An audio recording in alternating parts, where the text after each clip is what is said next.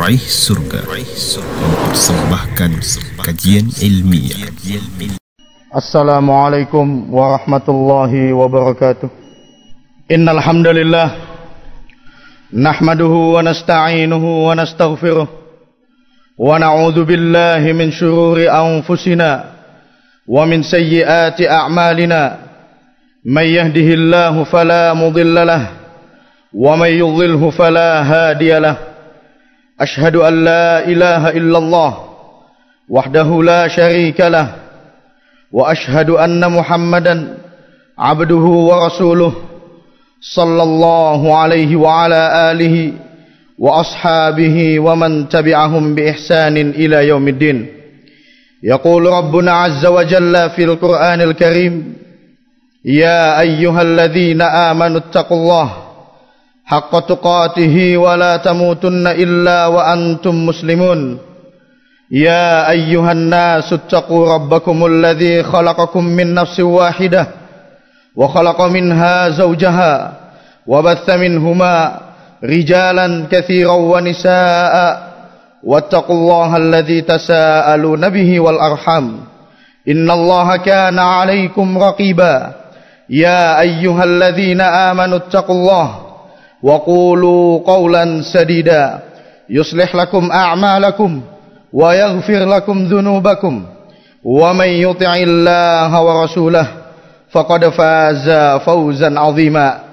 أما بعد فإن أصدق الحديث كتاب الله وخير الهدى هدى نبينا محمد صلوات ربي وسلامه عليه وشر الأمور محدثاتها وكل محدثة بدعة wa kullu bid'atin dhalalah wa kullu dhalalatin finnar. A'adzani Allah wa iyyakum minal bid'ah wa minadh dhalalati wa minan nar. Ma'asyiral muslimin, jamaah Jumat, ikhwani fid din, rahimani wa rahimakumullah jami'an. Sekarang kita tidak terasa dan tanpa kita sadari telah memasuki tanggal 11 dari bulan Ramadan, yang mana seolah-olah baru saja kemarin kita memasuki bulan Ramadan, seolah-olah kemarin masih bulan Sya'ban. Tanpa kita sadari 10 hari kita telah lewati bersama bulan suci Ramadan di tahun ini. Semoga Allah subhanahu wa ta'ala mempermudah kita serta memperlancar ibadah kita, sedekah kita, serta salat-salat kita dan segala jenis ibadah yang kita lakukan di bulan Ramadan. Dan semoga ibadah semua itu diterima oleh Allah subhanahu wa ta'ala, dan kelak kita akan mendapatkan balasan yang berlipat ganda di sisinya nanti pada hari kiamat. Amin ya rabbal alamin. Al-Imam An-Nawawi rahimahullahu ta'ala di dalam risalahnya Al-Arba'in An-Nawawiyah, beliau menyebutkan sebuah hadis yang diriwayatkan oleh Al-Imam At-Tirmidzi rahimahullahu ta'ala, dan beliau mengatakan hadis ini adalah hadis yang hasan, dan di sebagian tempat beliau mengatakan hadis hasan sahih. Yang mana hadis ini datang dari sahabat Abu Dzar Jundub bin Junadah dan juga Abu Abdurrahman Mu'adz bin Jabal radhiyallahu anhu. Mereka berkata, anna Rasulullah sallallahu alaihi wasallam qala, bahwasannya Rasulullah sallallahu alaihi wasallam bersabda, ittaqillaha haitsu ma kunta wa atbi'is sayyi'atal hasanata tamhuha wa khaliqin nasa bi khuluqin hasan. Di dalam hadis ini Rasulullah sallallahu alaihi wasallam beliau bersabda, ittaqillaha haitsu ma kunta. Bertakwalah kalian, bertakwalah engkau wahai muslim dimanapun kalian berada. Baik kalian berada di rumah kalian, baik kalian berada di keramaian manusia, baik kalian berada di dalam negeri ataupun kota yang kalian tinggali, ataupun kalian sedang berada di luarnya, atau kalian ketika sedang berada sendirian di kamar kalian, dimanapun kalian berada, bertakwalah kalian kepada Allah subhanahu wa ta'ala. Wa atbi'is sayyi'atal hasanata tamhuha, dan ikutkanlah dengan perbuatan buruk kalian itu sebuah amalan kebaikan yang akan menghapuskan perbuatan buruk yang telah kalian lakukan.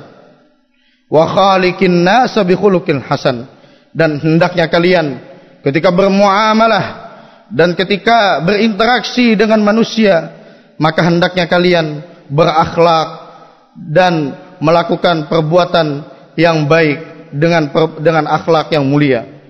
Di dalam hadis ini sebagaimana disebutkan oleh Syekh Ad-Doktor Shalih bin Fauzan Al-Fauzan hafizahullah taala, ketika beliau menyebutkan hadis ini di dalam syarahnya, beliau mengatakan wa hadzal hadis fihi 3 kalimat, bahwasannya di dalam hadis ini terdapat 3 poin penting. Wa kullu kalimatin wasiyatun mustaqillah, dan setiap kalimat dan setiap poin dan setiap permasalahan yang disebutkan di dalam hadis ini mengandung di dalamnya sebuah wasiat tersendiri. Wa huwa manhajun lil muslim, yang mana wasiat tersebut adalah sebuah metode bagi seorang muslim yasiru alaihi fi hayatihi, yang mana seorang muslim wajib berjalan di atasnya, wajib berjalan di atas metode tersebut di dalam kehidupannya di dunia ini. Wa ta'amulihi ma'allahi ta'ala, dan juga berjalan di atas metode tersebut dalam muamalah serta interaksi dia bersama Allah Subhanahu wa taala. Wa ta'amulihi ma'a nafsihi, dan interaksi dia bersama dengan dirinya sendiri. Wa ta'amulihi ma'an nas, dan juga interaksi serta perlakuan dia bersama dengan manusia. Yang dimaksud perkataan beliau rahimahullah, bahwasannya di dalam hadis ini menunjukkan kepada kita bagaimana cara kita berinteraksi dengan Allah Subhanahu wa taala sebagai pencipta kita, dan juga bagaimana kita berinteraksi dengan diri kita sendiri, yang mana diri kita sendiri memiliki kewajiban untuk memenuhi hak-haknya kepada Allah Subhanahu wa taala dan kepada hal-hal yang lain yang diwajibkan. Dan juga bagaimana cara kita, yang mana metode yang kita jalani sesuai dengan bimbingan Rasul sallallahu alaihi wasallam ketika kita berinteraksi dan bersosialisasi dengan manusia yang lain.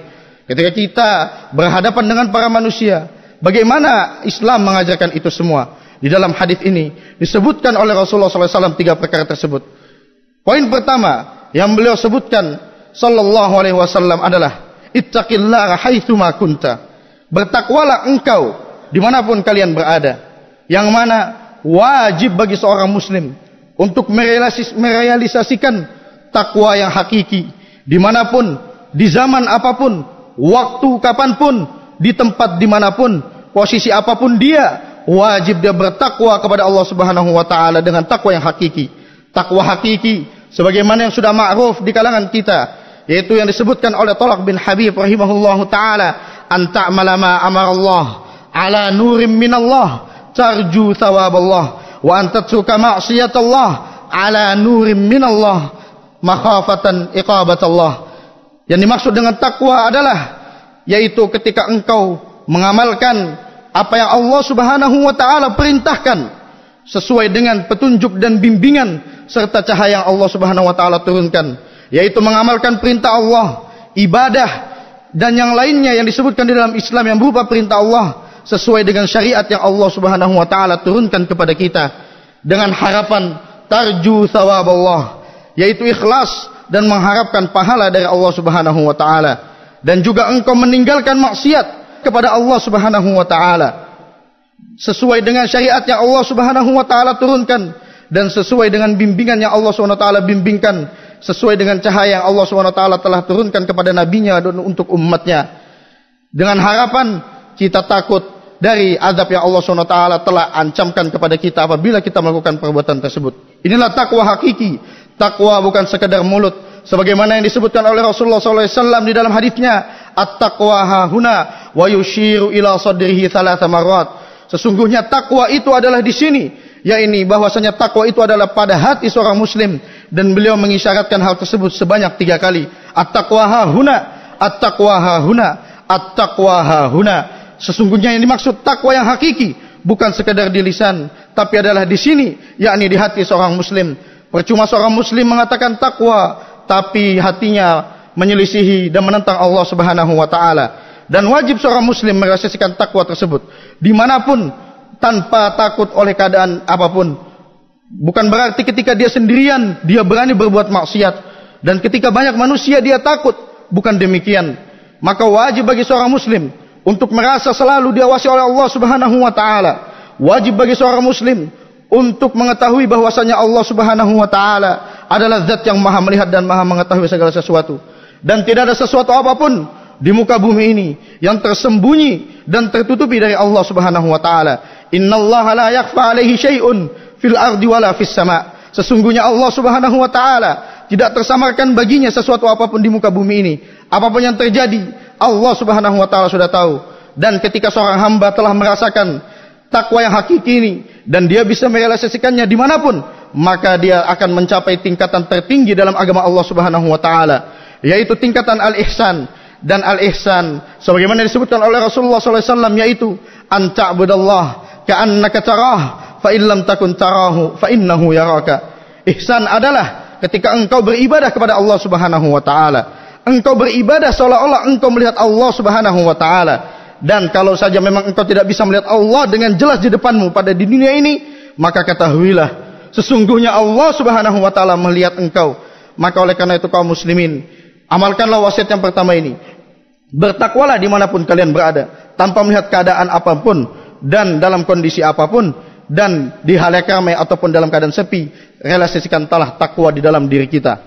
Dan poin yang kedua adalah wa atbi'is sayyi'atal hasanata tamhuha, dan ikutkanlah perbuatan buruk kalian dengan perbuatan baik yang bisa menghapuskan perbuatan buruk tersebut. Dan ini sebagaimana disebutkan oleh Allah Subhanahu wa taala di dalam ayatnya, innal hasanati yudhibnas sayyi'at. Sesungguhnya amalan-amalan kebaikan akan menghapuskan amalan-amalan keburukan. Dan juga di dalam hadis yang disebutkan oleh Rasulullah SAW yang menunjukkan bahwasannya amalan saleh seseorang hamba itu bisa menghapuskan amalan keburukan seseorang, yaitu adalah sabda beliau sallallahu alaihi wasallam, as-salawatul khams wa ramadan ila wa jumu'atul ila jumu'ah wa ramadan ila ramadan mukaffiratun lima bainahunna idjtunibatil kaba'ir. Sesungguhnya salat 5 waktu dan juga suatu Jumat ke Jumat berikutnya dan bulan Ramadan ke bulan Ramadan berikutnya, di antara itu semua akan dihapus dosa seorang hamba selama dia meninggalkan dosa-dosa besar. Dan ketahuilah kaum muslimin, Allah Subhanahu wa taala adalah zat yang menyandang nama Al-Afu, yang maha memaafkan, At-Tawwab, dan maha menerima taubat, dan juga Al-Ghafur, dan maha mengampuni. Sebagai seorang hamba yang senantiasa berdosa, jangan sampai kita putus asa dengan rahmat Allah Subhanahu wa taala. Sesungguhnya rahmat Allah itu melebihi amarahnya, dan rahmat Allah Subhanahu wa taala wasi'at kulla syai', meliputi segala sesuatu. Rahmat Allah Subhanahu wa taala ada di mana saja, dan sesungguhnya Allah Subhanahu wa taala pasti akan mengampuni dosa seorang hamba selama dia akan kembali dan bertaubat kepada Allah Subhanahu wa taala dengan taubat yang hakiki. Sebagaimana dalam firman-Nya Allah Subhanahu wa taala berfirman, innallaha la yaghfiru ayyushraka bih wa yaghfiru ma duna dzalika liman yasha. Sesungguhnya Allah Subhanahu wa taala tidak akan mengampuni dosa syirik kecuali apabila dia bertaubat, dan Allah akan mengampuni segala dosa yang ada di bawah kesyirikan tersebut. Bayangkan, dosa syirik dan dosa kufur Allah Subhanahu wa taala bisa ampuni. Orang yang dahulunya musyrik, ketika dia kembali dan masuk ke dalam Islam, Allah akan hapuskan dosa-dosanya. Sebagaimana Allah Subhanahu wa taala berfirman, qul lil ladzina kafaru iyantahu yughfar lahum ma qad salaf. Kan katakanlah kepada orang-orang kafir tersebut, apabila mereka telah selesai dan telah kembali dan telah berhenti dari perbuatan kufur mereka, maka sesungguhnya akan dihapuskan dosa-dosa mereka yang telah lalu.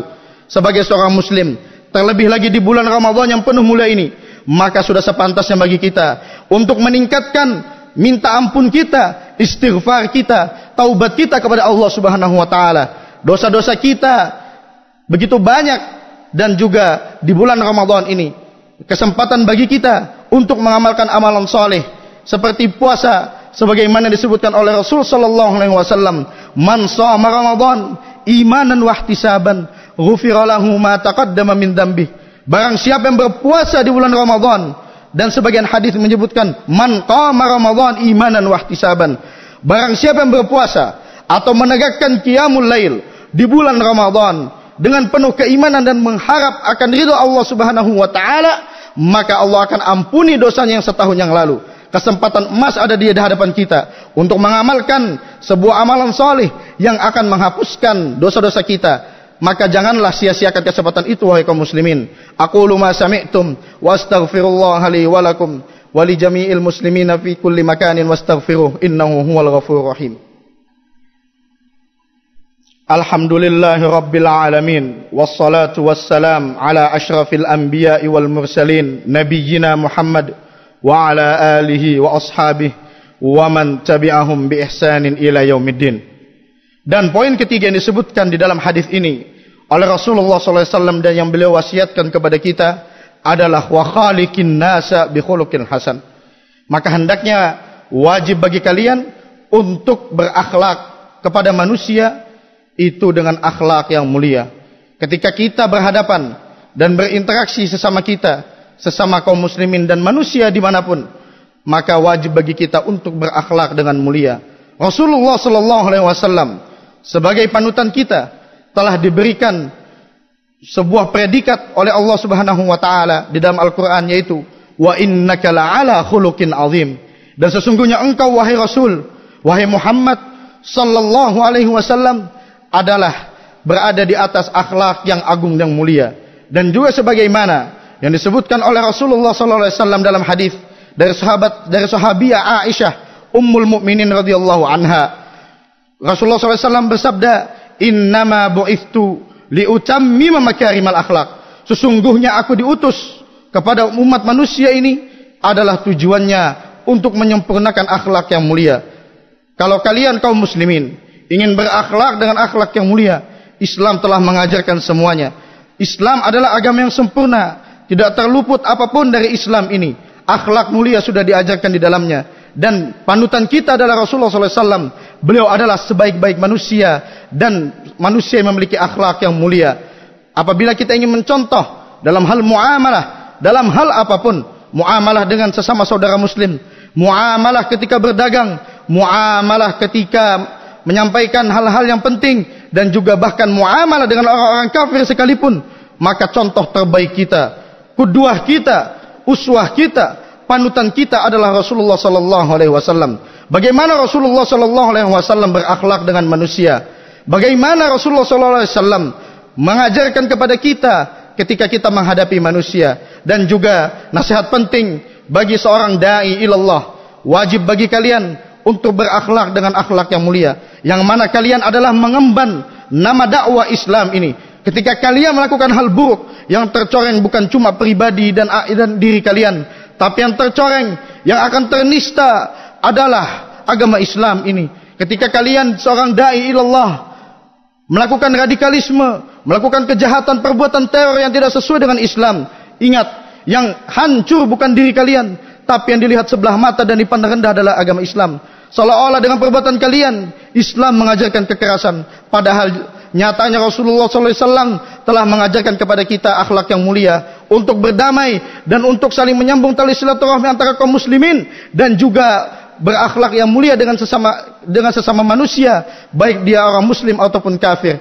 Ini adalah 3 wasiat yang disampaikan oleh Rasulullah SAW. Maka wajib bagi kita untuk mengamalkan wasiat tersebut dan menjadikannya manhaj serta metode dalam hidup kita, agar kita bisa beramal dengan agama Islam ini dengan agama yang sempurna, dan agar kita masuk ke dalam Islam ini tidak setengah-setengah, akan tetapi masuk ke dalam Islam ini secara keseluruhan.